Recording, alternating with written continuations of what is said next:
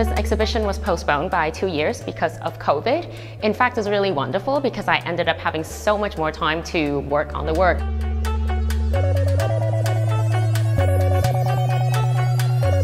Welcome to the world of 2084. Welcome to Polluta.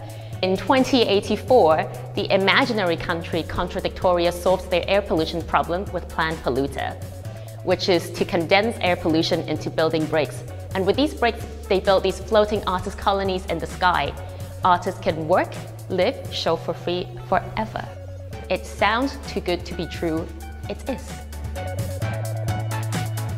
The genesis of the Didal Art School and the Quarantine Film Festival came from pure kindness. They've been around for 10 years and growing and purely run by volunteers. Well, the Quarantine Fishing Village and the Quarantine Film Festival, they were like a natural continuation of the mission of the Didal Art School, which is to spread and teach about arts. The festival has another mission, which is to protect the fishing village, and I think it's already successful.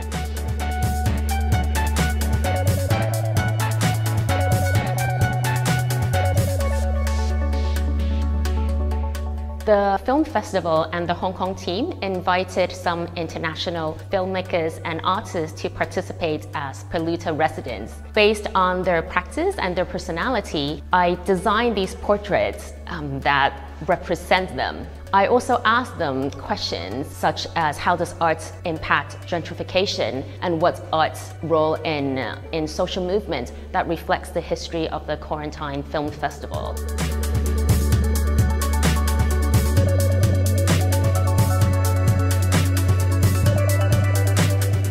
So Polluta is one of the 5 imaginary countries in my lifelong project. Here are also 8 of the 99 unique Polluta propaganda woodcut prints. So I have this really crazy project that uses the visual language of the new woodcut movement, which is a historic movement in the 1930s and 40s in China. So I borrow that visual language and I'm working on this huge project on 99 woodcuts. I recently finished phase 1, which are 42 woodcuts, and there are 8 in this exhibition. So in these woodcuts, you will meet different features at Polluta. For example, our resident pigs eat up all food waste in the kitchen. Every Chinese New Year, they're transformed into Chinese ham. This is a film festival after all, so there is a film element in the exhibition. I've been working on the Polluta animation since 2018. We shall finish it next year in 2023. But in this exhibition, we have 2 excerpts as video art. March to Polluta is the anthem of Polluta. In fact, in the film, you will see all of our past Polluta resident artists.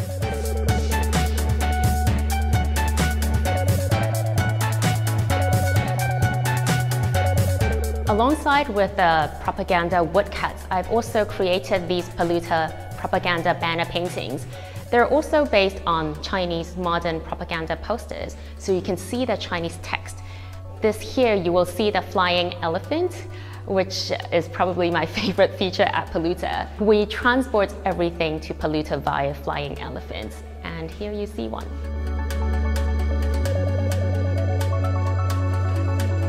As you enter the exhibition, you will see the portraits of our Polluta president. The angle is slightly higher than eye level, so you have to look up at her. And on her side, you will see flags of the logo of Contradictoria and also Polluta. The logo of Polluta is in the shape of P, the English alphabet, but also in Chinese, you can read different characters into it.